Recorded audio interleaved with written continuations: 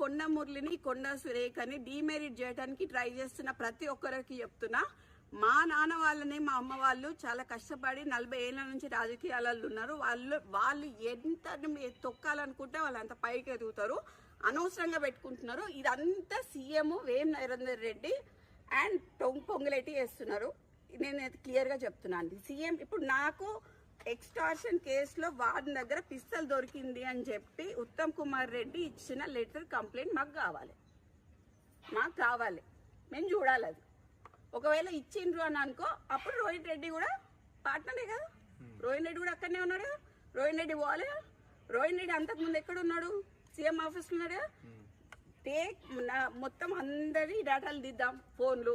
నలుగురి అయితే ఒక దగ్గర దొరుకుతాయి కదా. సుమంత్ ఎవరు రోహిత్ రెడ్డిది ప్లస్ డెక్కన్ సిమెంట్స్ ఒక దగ్గరనే దొరుకుతుంది. అంతకు ముందు రోహిత్ రెడ్డి ఎక్కడ ఉన్నాడో దొరుకుతుంది. ఇప్పుడు